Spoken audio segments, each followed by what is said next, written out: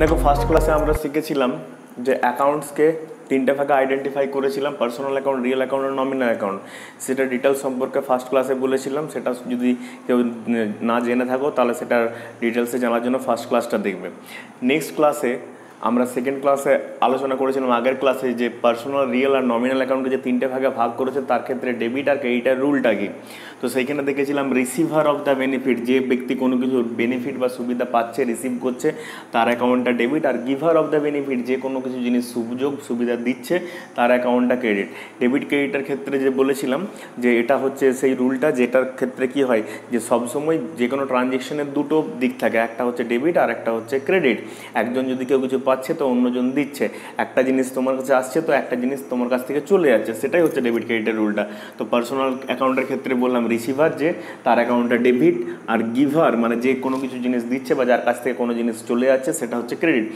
Real অ্যাকাউন্টের ক্ষেত্রে দেখেছিলাম যেই জিনিসটা আমাদের কাছে আসছে সেটা ডেবিট আর যেটা চলে যাচ্ছে সেটা হচ্ছে ক্রেডিট। আর নমিনাল অ্যাকাউন্টের ক্ষেত্রে দেখেছিলাম কোনো ধরনের কোনো এক্সপেন্সেস, খরচ অথবা লস বোঝালে সেটা হচ্ছে ডেবিট, আর যদি কোনো ধরনের কোনো ইনকাম বা প্রফিট হয়ে থাকে তাহলে সেটা হচ্ছে ক্রেডিট। এটাই ছিল আমাদের ডেবিট আর ক্রেডিটের নর্মাল রুলটা।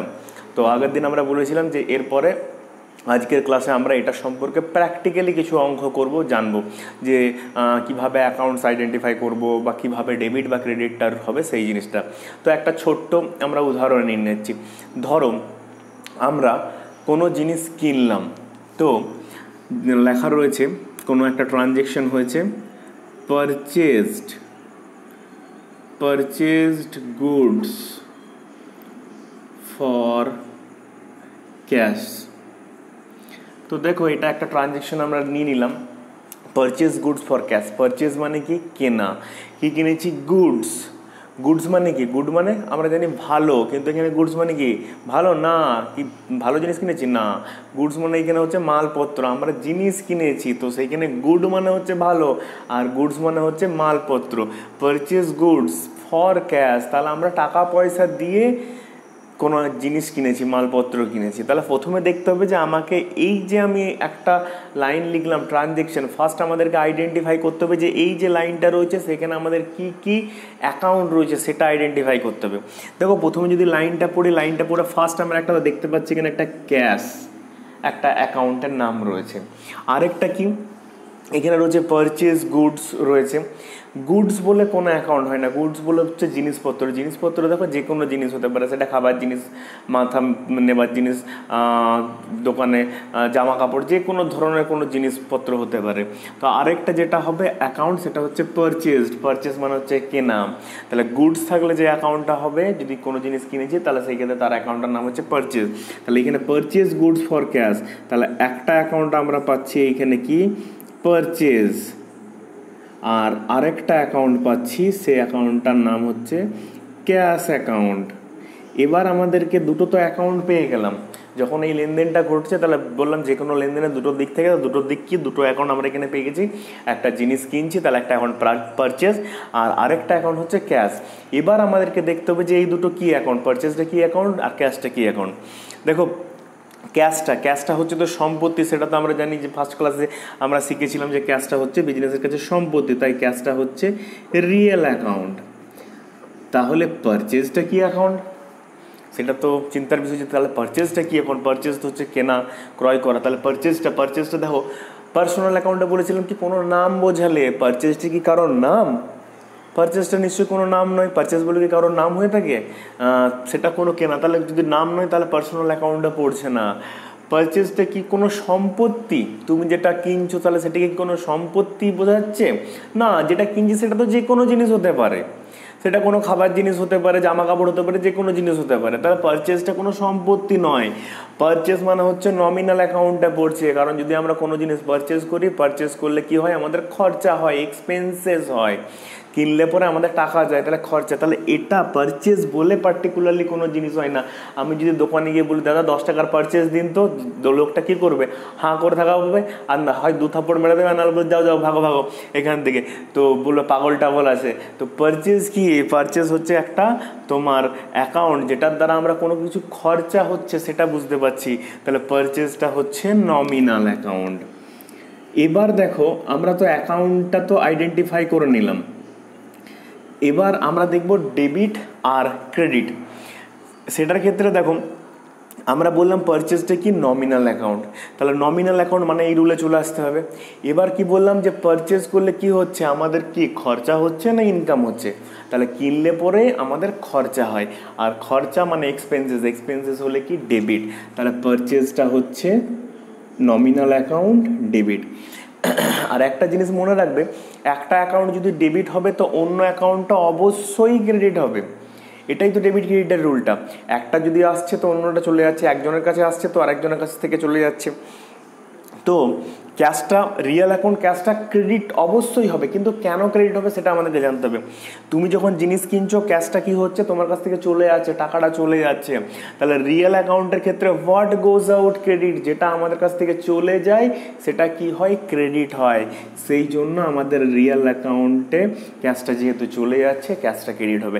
তাহলে দেখো আমরা একটা জার্নাল নিলাম, জার্নালটা হচ্ছে পারচেজ গুডস ফর আমরা এখানে একটা ট্রানজ্যাকশন নিলাম, সেই ট্রানজ্যাকশনটার নাম হচ্ছে পারচেজ গুডস ফর ক্যাশ। আমরা জিনিস কিনেছি ক্যাশে, নগদে অর্থে জিনিস কিনেছি, তো সেইখান থেকে আমরা দুটো অ্যাকাউন্ট আইডেন্টিফাই করলাম, একটা পারচেজ আর একটা হচ্ছে ক্যাশ। তাহলে পারচেজ অ্যাকাউন্টটা কি হলো, পারচেজ অ্যাকাউন্টটা হচ্ছে নমিনাল অ্যাকাউন্ট, পারচেজটা ডেবিট, আর ক্যাশটা হচ্ছে রিয়েল অ্যাকাউন্ট, ক্যাশটা হচ্ছে ক্রেডিট। বোঝা গেছে? নেক্সট দেখো আমরা আরেকটা জার্নাল নিচ্ছি, পারচেজ থেকেই নিচ্ছি, বলছি পারচেজড আরেকটা transaction, purchased goods from mister x.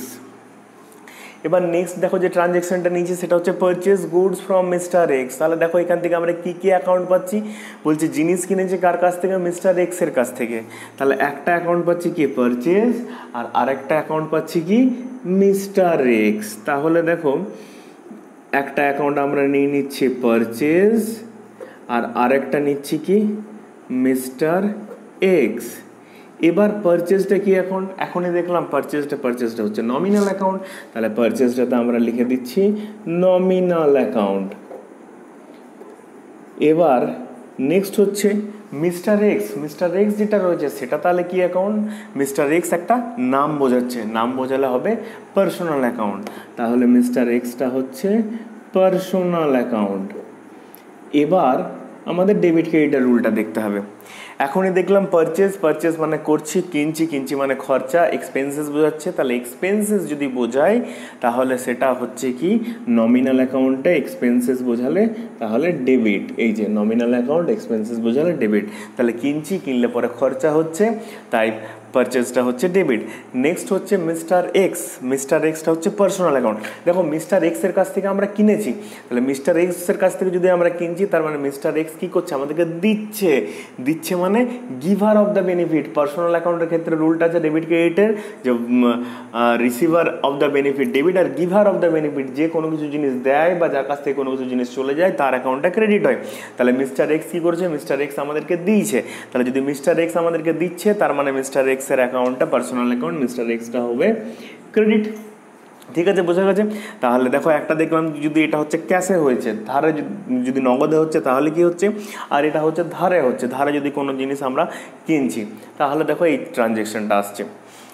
তারপরে দেখো আমরা আরেকটা ট্রানজ্যাকশন নিই, পারচেজ থেকেই নিচ্ছি,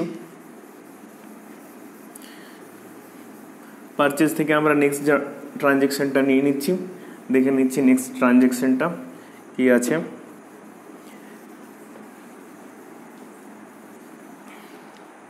দেখো নেক্সট আমরা ট্রানজ্যাকশনটা নিচ্ছি পারচেজ মেশিন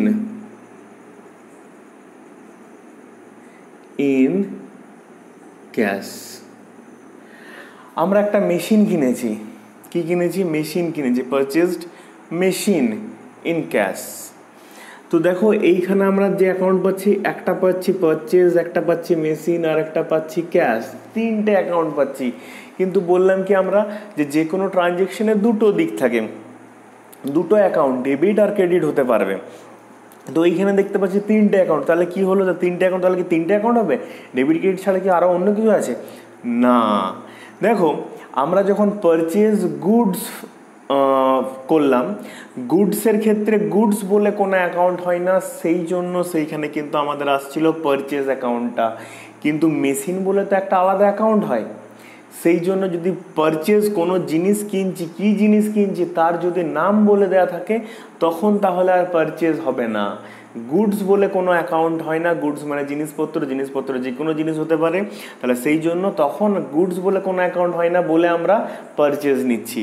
কিন্তু যদি কোন জিনিসটা কিনছি সেটার যদি নাম বলে দেওয়া থাকে তাহলে কিন্তু সেই অ্যাকাউন্টটার নামটা বসবে। এখানে আমরা কি কিনেছি? মেশিন কিনেছি, তাহলে একটা অ্যাকাউন্ট হবে মেশিন অ্যাকাউন্ট। আর মেশিনটা কিসে কিনেছি? ক্যাশে কিনেছি, তাহলে আরেকটা অ্যাকাউন্ট হচ্ছে ক্যাশ অ্যাকাউন্ট। এবার দেখতে হবে যে মেশিনটা কি অ্যাকাউন্ট আর ক্যাশটা কি অ্যাকাউন্ট। মেশিনটা হচ্ছে আমাদের সম্পত্তি, সম্পত্তি হলে মেশিনটা হচ্ছে রিয়েল অ্যাকাউন্ট। আর ক্যাশটা কি? ক্যাশটাও হচ্ছে সম্পত্তি, তাহলে ক্যাশটাও হচ্ছে রিয়েল অ্যাকাউন্ট। দুটোই হয়ে গেল আমাদের এইখানে রিয়েল অ্যাকাউন্ট। এবার কোনটা ডেবিট কোনটা ক্রেডিট হবে? রিয়েল অ্যাকাউন্টের রুলটা হচ্ছে হোয়াট কামস ইন ডেবিট আর হোয়াট গোজ আউট ক্রেডিট। যেটা আসছে সেটা ডেবিট হয় আর যেটা চলে যাচ্ছে সেটা ক্রেডিট হয়। তাহলে মেশিন কিনলাম, মেশিন কেনার জন্য মেশিনটা আমাদের কাছে এলো, তাহলে মেশিনটা যেহেতু আমাদের কাছে আসছে তাহলে মেশিন অ্যাকাউন্টটা হোয়াট কামস ইন ডেবিট। আর মেশিনটা কেনার জন্য কি হচ্ছে? ক্যাশটা আমাদের কাছ থেকে চলে যাচ্ছে, যেহেতু ক্যাশটা আমাদের কাছ থেকে চলে যাচ্ছে তাই ক্যাশ অ্যাকাউন্টটা হচ্ছে ক্রেডিট। ঠিক আছে, তাহলে কি বললাম? পারচেজ অ্যাকাউন্ট তখনই হবে যদি গুডস থাকে তবে পারচেজ হবে, আর যদি কোনো জিনিস স্পেসিফিক নামটা মেনশন করে দেওয়া থাকে তাহলে সেই অ্যাকাউন্ট হবে, তখন কিন্তু আর পারচেজ অ্যাকাউন্ট হবে না। ঠিক আছে, এবার দেখো আরেকটা আমরা জার্নাল নিয়ে নিচ্ছি, পারচেজ থেকেই নিচ্ছি, ট্রানজ্যাকশন নিচ্ছি, purchased goods from Mr. X in cash। আবার দেখো সেই তিনটা account, purchase goods from mister x in cash, তাহলে একটা পারচেজ পাচ্ছি, একটা মিস্টার এক্স পাচ্ছি, একটা ক্যাশ পাচ্ছি। তাহলে এখানে কি হবে? এইখানে কি তাহলে পারচেজটা হবে না? না, এইখানে কি হবে? দেখো এইখানে আমাদের যখন অ্যাকাউন্টটা হবে সেটা হচ্ছে একটা অ্যাকাউন্ট হবে পারচেজ তো অবশ্যই হবে, আমরা কোনো জিনিস কিনছি, তাহলে একটা অ্যাকাউন্ট তো হলো পারচেজ। আর একটা কি হবে? মিস্টার এক্স না ক্যাশ? আর একটা হবে ক্যাশ অ্যাকাউন্ট, মিস্টার এক্স অ্যাকাউন্টটা হবে না। যদি আমরা ধারে কোনো জিনিস কিনি তখন তাহলে সেই পার্সনের নামটা আসে, কারণ ধারে জিনিস কিনলে তার নামটা আমাদের খাতায় লিখে রাখতে হবে যে এই ব্যক্তিকে আমি ধারে জিনিস বিক্রি করেছি বা এই ব্যক্তির কাছ থেকে আমরা ধারে জিনিস কিনেছি, তাহলে এই ব্যক্তিকে হয় টাকাটা দিতে হবে বা ওই ব্যক্তির কাছ থেকে টাকাটা নিতে হবে, তাহলে তখন তার নামটা দরকার। তুমি যদি দোকানে গেলে, দোকানে 10 টাকা দিয়ে কোনো চকলেট কিনলে, তাহলে কি তোমার নামটা সে কি আর খাতায় লিখে রাখে? না, লিখে রাখে না। কিন্তু বললে দাদা পরে দেবো টাকাটা, পরে দিলে তাহলে তখন কি করবে? তোমার নামটা কিন্তু খাতায় লিখে রাখবে। তাহলে তোমার যদি নামটা খাতায় লিখে রাখে তখন আমার নামটা জরুরি, কিন্তু এখানে জিনিসটা কেনা হয়েছে কিসে? ক্যাশে হয়েছে, তো সেই জন্য কিন্তু এখানে এটার নামটা আসবে না। আচ্ছা, এই যে নামটা এলো না সেটা কি এই একটাই কারণ যে ক্যাশে হয়েছে সেই জন্যই এলো না? না, তার পেছনে আরও অন্য কিছু কারণ আছে। সেটার জন্য দেখবে আমি আরেকটা ভিডিও বানিয়েছি, সেই ভিডিওটাতে দেওয়া আছে যে মিস্টার এক্স যে নামটা সেটা কেন এলো না। সত্যি কি ওই ধারে হয়েছে সেই জন্য একটা কারণ, আর না তার পেছনে আরও অন্য কোনো কারণ আছে, সেটার জন্য ওই ভিডিওটা দেখে নেবে, তাহলে জিনিসটা বুঝে যাবে। তাহলে দেখো যখন তো আমরা পারচেজ করছি তাহলে পারচেজ অ্যাকাউন্ট, পারচেজ করলে পরে পারচেজ অ্যাকাউন্ট আসছে, পারচেজটা হচ্ছে নমিনাল অ্যাকাউন্ট, পারচেজটা নমিনাল অ্যাকাউন্টে, আর ক্যাশটা হচ্ছে রিয়েল অ্যাকাউন্ট।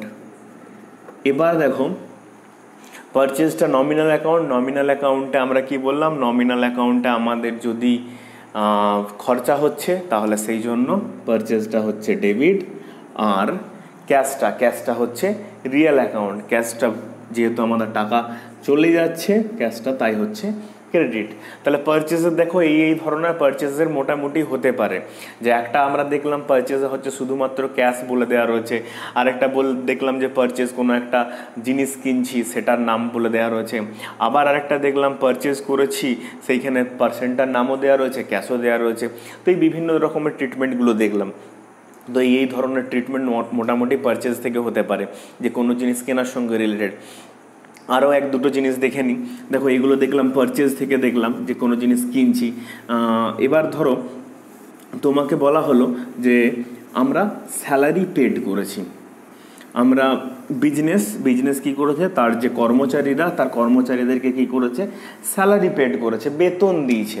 তাহলে ধরো ওই ট্রানজ্যাকশনটা লেখা রয়েছে কীরকমভাবে, পেড স্যালারি, খালি এইটাই লেখা রয়েছে। তাহলে এটার ক্ষেত্রে কি হতে পারে, কি কি অ্যাকাউন্ট হতে পারে? একটা অ্যাকাউন্ট তো দেখতে পাচ্ছি স্যালারি, তাহলে একটা অ্যাকাউন্টের নাম লিখছি স্যালারি। আরেকটা অ্যাকাউন্ট কি তাহলে পেড? আরেকটা অ্যাকাউন্ট কি পেড? না, পেড বলে কোনো অ্যাকাউন্ট হয় না, পেড বলে আমাদের কোনো অ্যাকাউন্ট হয় না। স্যালারিটা একটা অ্যাকাউন্ট, তাহলে আরেকটা অ্যাকাউন্ট কি? দেখো তুমি যখন স্যালারি পেড করছো, তো স্যালারিটা কিসে পেড করবে? স্যালারিটা পেড যখন করবে, হাতি ঘোড়া কিসে পেড করবে? স্যালারি মানে পেড করবো কিসে? ক্যাশে পেড করব। তাহলে যদি স্যালারি পেড করি তাহলে কি হবে, আমার কাছ থেকে টাকা পয়সা চলে যাবে। তাহলে এইখানে বলা নেই পেড স্যালারি ইন ক্যাশ, ক্যাশটা সাইলেন্ট আছে, উজ্জ্ব রয়েছে, বলে দেওয়া নেই ডাইরেক্টলি। তাহলে পেড স্যালারি, তাহলে স্যালারি পেড করেছে, একটা হবে তো স্যালারি, অবশ্যই স্যালারি অ্যাকাউন্ট হবে।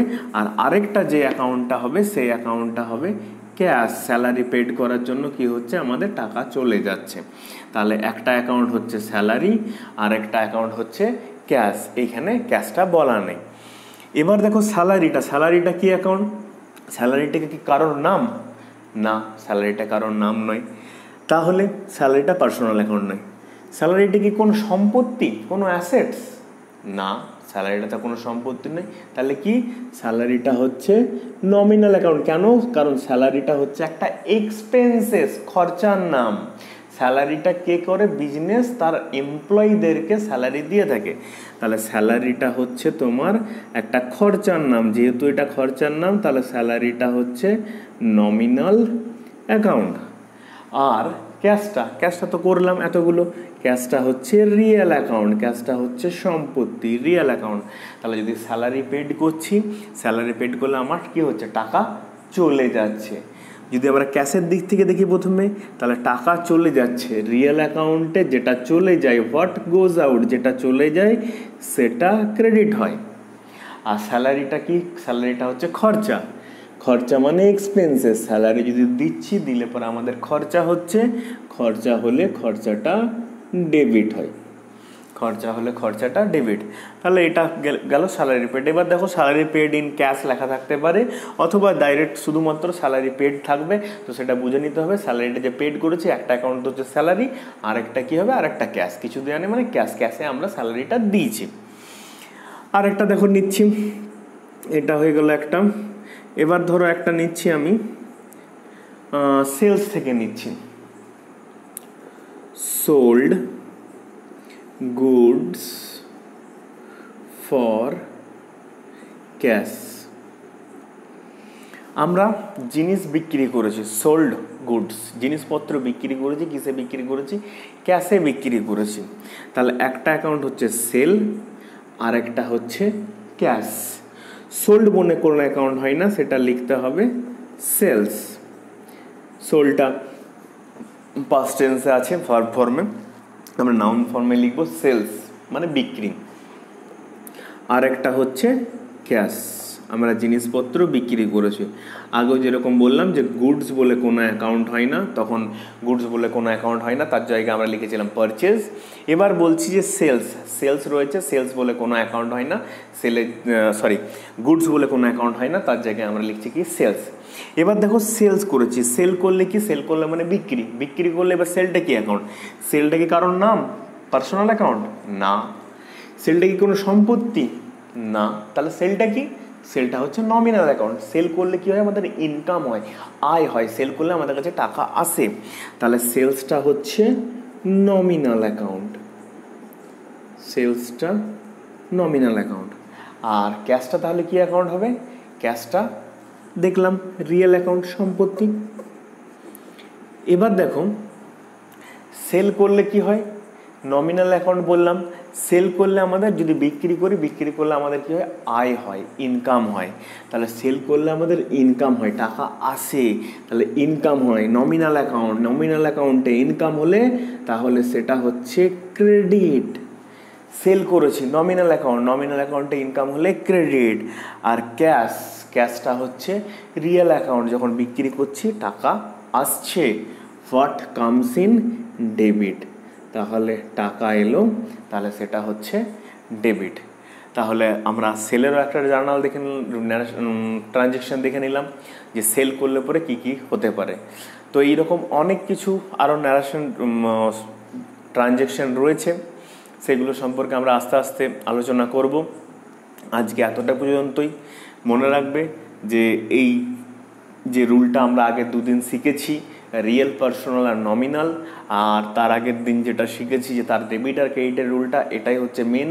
এটা যদি আমাদের মাথায় থাকে তাহলে আমরা যে কোনো ধরনের লেনদেন ইজিলি করতে পারবো। তো আশা করছি তোমাদের জিনিসগুলো আমি ক্লিয়ার করতে পারছি। ক্লাসগুলো ভালো রাখলে আমার চ্যানেলটা অবশ্যই সাবস্ক্রাইব করবে এবং লাইক করে দেবে, বন্ধুদের সঙ্গে শেয়ার করবে। এটুকুই শুধু আমার পাওনা। থ্যাংক ইউ, ভালো থেকো।